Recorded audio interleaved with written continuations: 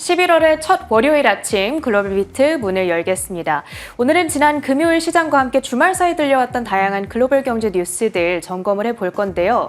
일단 금요일 시장, 전날 급락을 딛고 하루 만에 반전을 보여줬죠. 네, 정말 다행입니다. 3대 지수 모두 상승하며 마감을 했는데 사실 장 초반에 고용 지표가 예상보다 더 안 좋게 나와서 좀 우려감이 있었습니다. 그럼에도 불구하고 잘 딛고 상승한 모습이었는데 어떠한 고용 지표가 흘러나왔는지 좀 자세히 살펴보도록 하겠습니다. 그 전에 체린 앵커와 함께 3대 지수 마감 상황 살펴보시죠. 네, 말씀 주신 것처럼 이날 시장의 관심사는 10월 고용 보고서였습니다. 여기에서 신규 고용이 굉장히 쇼킹한 수준으로 발표가 됐죠. 예상됐던 수치가 10만 건이었는데 실제 찍힌 숫자는 12,000건에 불과했습니다. 코로나가 한창이던 2020년 12월 이후로는 최저치를 찍은 것이 되겠는데요. 다만 이러한 움직임은 허리케인 그리고 보잉 파업의 영향 때문이다. 이러한 해석과 함께 시장은 그럼에도 불구하고 상승하는 움직임이 나타났습니다. 아마존의 호실적에 특히나 집중이 되면서 아마존이 급등을 했고요. 나스닥 지수는 0.8%의 상승으로 18,200포인트 선을 회복한 채 거래를 마쳤습니다. 히트맵을 통해 전반적인 섹터와 종목별 분위기도 확인해 볼 텐데요. 말씀드렸다시피 장 마감 후에 목요일 장 마감 후에 아마존의 실적이 발표됐었죠.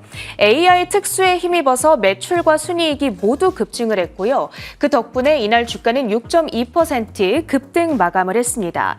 그리고 이로써 시가총액 2조 달러도 재경신을 했고요.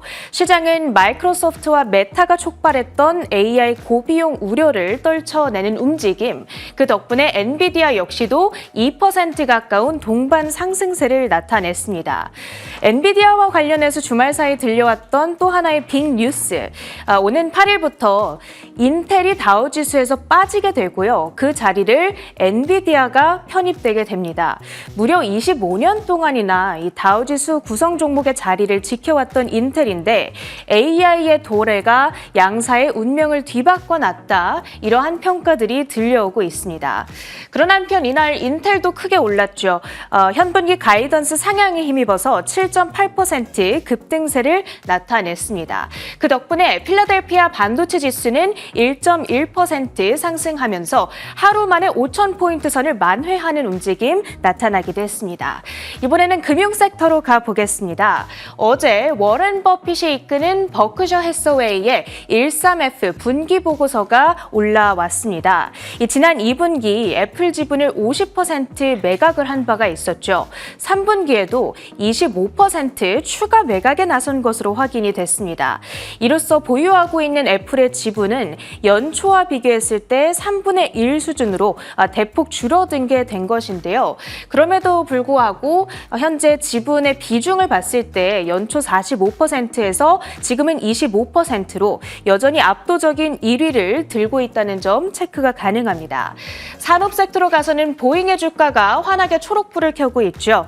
이 노조 파업이 7주 동안이나 지속이 됐는데 금요일 마침내 이를 종결시킬 임금 인상안에 노사가 합의했다는 소식이 들려왔습니다. 임금 인상률을 기존의 35%에서 38%로 올렸고요.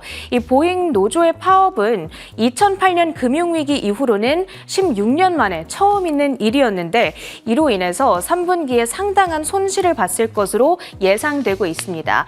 보잉의 주가는 잠정 합의 소식에 따라서 3.5%의 급등세 154달러 선의 종가를 형성하고 있고요. 그런가 하면 에너지 섹터와 유틸리티 섹터가 이날 가장 업종별로는 부진한 움직임을 나타냈습니다. 그런 가운데서 쉐브론이 3분기 호실적을 발표한 영향에 2.9% 급등 마감하기도 했습니다. 자, 이번 주 한 주간의 증시 일정까지 체크를 해보도록 할 텐데요. 먼저 경제 일정들입니다. 일단 중요하게 챙겨봐야 될 일정. 서머타임이 이번 주부터 해제가 됩니다.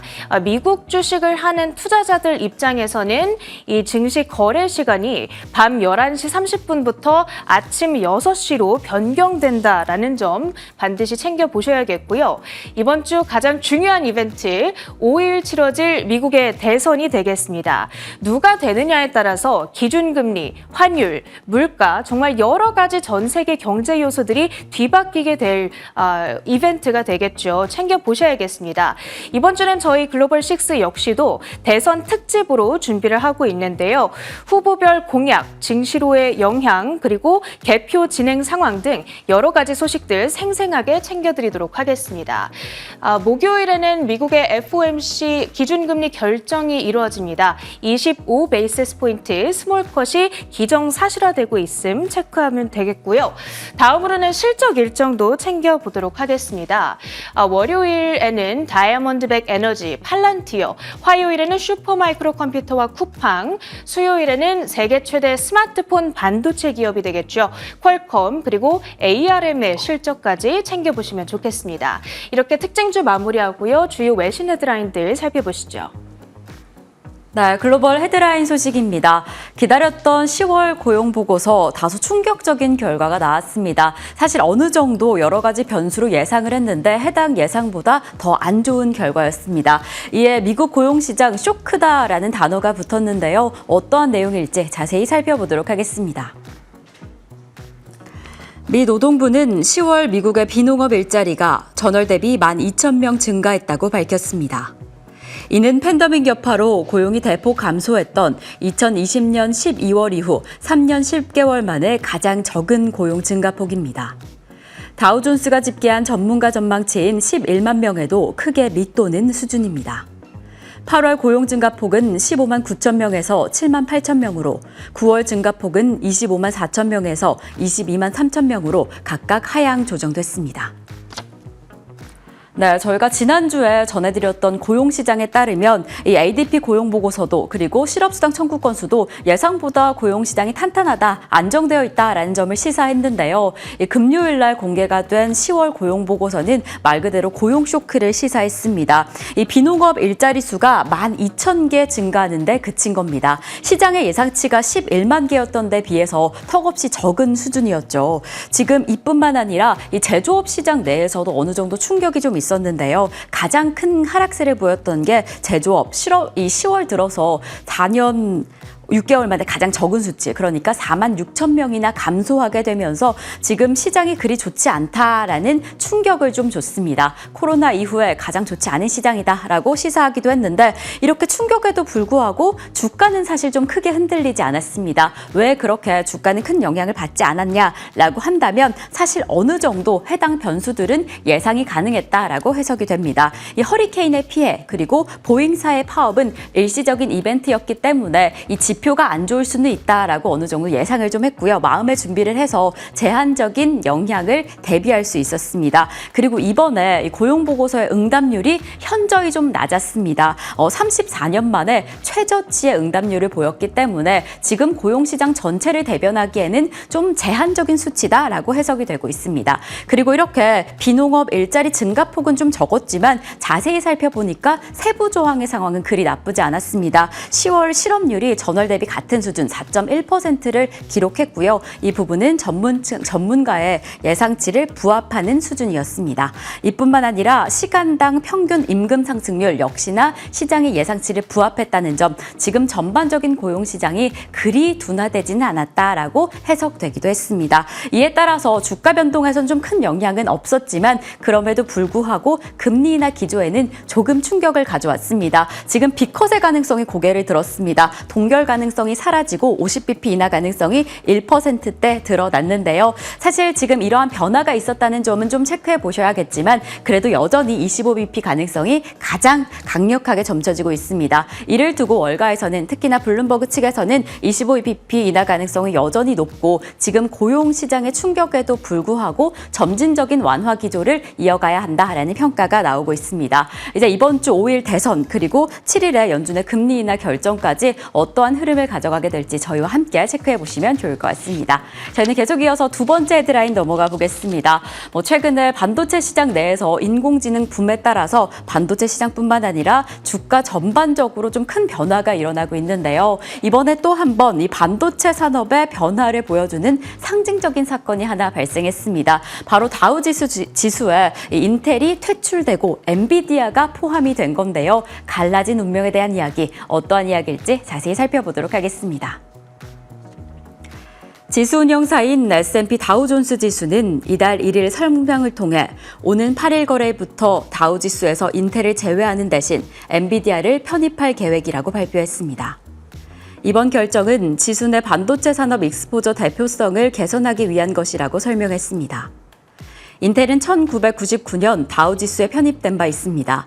하지만 최근 다우지수 편입 종목 가운데 가장 저조한 성적을 보였습니다. 이렇게 반도체 산업의 운명이 바뀌었다라고 결정이 될 만한 소식이 좀 전해졌습니다. 25년간 다우지수를 지켜왔던 인텔이 퇴출되고 엔비디아가 새롭게 편입이 된 건데요. 이에 따라서 미국 반도체 대표 주자는 이제 인텔이 아니라 엔비디아다라는 평가까지 나오고 있습니다. 이렇게 다우지수는 30개 종목 가운데 해당 종목이 소속 산업을 대표할 수 없다, 좀 저조한 흐름을 보인다라고 한다면 이렇게 편입 퇴출을 결정하게 되는데요. 이번에 결정된 인텔의 퇴출이 인텔 자체의 평판에 타격이 있을 수 있다라고 해석이 되고 있습니다.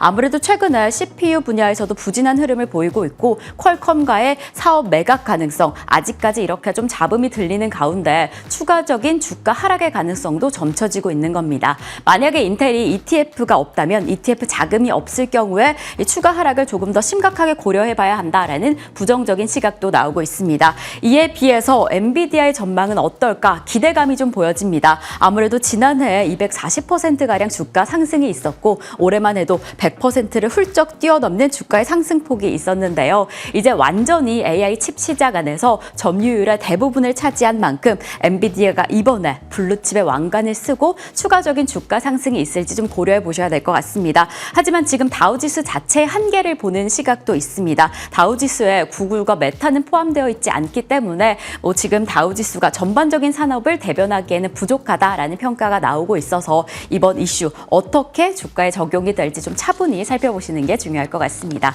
저희는 계속 이어서 세 번째 헤드라인 넘어가 보겠습니다. 이 워렌 버핏 관련된 소식인데요. 이 워렌 버핏의 손에 투자자들은 상당히 집중을 하고 있죠. 지금 워렌 버핏이 경제를 어떻게 인식하고 있는지에 따라서 이 투자에 따른 참고 사항으로 삼기도 하는데요. 이번에 또 한 번 변화가 있었다고 합니다. 현금 보유량이 사상 최고치, 어떠한 내용일지 자세히 살펴보도록 하겠습니다. 워렌 버핏 회장이 이끄는 버크셔 해서웨이가 올해 3분기에도 주식 순매도를 이어가며 현금 보유량을 또다시 사상 최대치로 늘렸습니다. 올해 7월에서 9월은 미국 대선 불확실성, 엔캐리 트레이드 청산, 중동의 지정학적 리스크 등으로 뉴욕 증시의 공포지수가 연중 최고치를 기록하는 등 변동성이 급격히 커졌던 시기입니다. 이 시기에 버크셔는 주식을 약 340억 달러어치 순매도했습니다. 이에 따라서 버크셔 해서웨이의 현금 보유량이 사상 최고치를 기록했다라고 합니다. 지금 보유한 현금 보유액은 약 449조 원인데요. 우리나라 기준으로 시총 1위인 삼성전자의 시가총액보다 훨씬 많은 금액입니다. 지금 이렇게 움직임을 보였던 이유, 왜 그렇게 현금 보유량을 늘렸냐라는 부분에 대해서 좀 자세히 살펴보면요.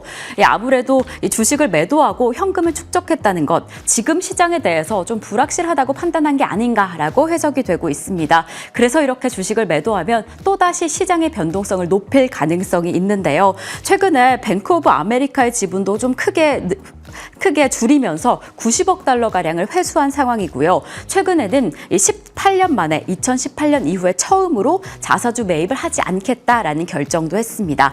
지금 이뿐만 아니라 가장 큰 움직임 중에 하나로 꼽히고 있는 게 애플에 대한 비중을 크게 줄인 건데요. 아무래도 애플이 최근에 아이폰 성장세가 조금씩 점점 더 둔화하고 있고 중국 내의 판매량이 미미한 점에 따라서 애플의 전망이 좋지 않다라고 해석했다라고 지금 좀 읽히기도 합니다. 그럼에도 불구하고 일각에서는 애플 자체의 문제가 아니라 애플을 너무 많이 보유하고 있었기 때문에 그냥 지나치게 좀 편중되었던 비중을 줄인 것이다라고 해석이 되고 있습니다. 지금 이러한 흐름 때문에 애플의 좀 주가가 크게 흔들리지 않을까 우려는 되는데요. 지금 이러한 평가, 이러한 판단이 어떠한 영향을 미칠지 계속 체크해 보시면 좋을 것 같습니다. 저희는 계속 이어서 상품 시장으로 넘어가 보겠습니다. 아무래도 지금 대선을 앞둔 상황 속에서 트럼프 트레이드가 어떻게 이어질까 그 또한 이목이 좀 집중되고 있는데요. 지금 이 시점에서 해리스가 마지막 여론조사에서 조금 역전을 하면서 트럼프 트레이드 둔화 현상이 이어지고 있습니다. 비트코인이 연일 사상치를 경신하다가 조금 주춤하는 흐름 확인이 되고 있고요. 아무래도 변동성 때문에 금값은 0.06% 상승한 상황입니다. 그리고 지금 중동 지역의 긴장감이 다시 고조됐습니다. WTI 3거래일째 상승하는 흐름 이어가고 있습니다. 이렇게 상품 시장 이야기 전해드렸습니다. 월요일은 AI픽 리뷰로 이어가 보도록 하겠습니다. 토글 AI픽은 월가 전문가들이 만든 주가 예측 투자 정보입니다. 그래서 해외 투자 종목에 대한 탄탄한 인사이트 전달해 드리도록 하겠습니다. 오늘 저희가 리뷰해드릴 3가지 종목 가운데 벌써 2가지 종목이 목표 주가 달성한 상황입니다. 그중에 첫 번째 종목은 알래스카 에어 그룹입니다. 설정 기간 2주로 10월 28일에 소개해드렸는데 45.54달러 기준에서 벌써 목표가 달성 이후에 49달러를 향해 달려가고 있습니다.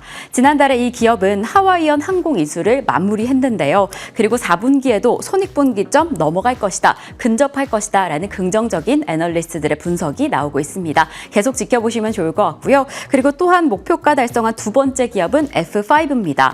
이 F5는 소프트웨어를 제공하는 글로벌 네트워크 회사입니다. 그래서 지금 AI 시장 내에서도 전문성이 좀 기대된다라는 긍정적인 평가를 받고 있는데요. 최근에 수익 보고서에 따르면 매출과 이익 모두 호조세를 보이며 시장의 예상치를 상회했습니다. 이렇게 좋은 성적을 보이면서 저희가 소개해드렸던 10월 25일 기준으로 213.57달러에서 10월 29일에 이미 목표가 달성을 성공했습니다. 주가를 계속 이어갈 수 있을지 지켜보시면 좋을 것 같고요. 그리고 오늘 전해드릴 세 번째 기업은 바로 테슬라입니다. 지난 8월에도 한번 목표가에 이미 달성한 이력이 있는데요. 10월 28일에 다시 한번 AI픽에 등장을 했습니다. 10월 28일 기준으로 목표가 518.15달러로 다소 높은 목표가, 그리고 기대 수익 역시나 97.38%로 높은 기대 수익을 걸고 있습니다. 최근에 테슬라가 상하이에서 주니퍼 모델 Y의 저가형 모델 생산을 시작했다. 내년이면 상용화될 것이다 라는 긍정적인 소식이 전해지기도 했고요.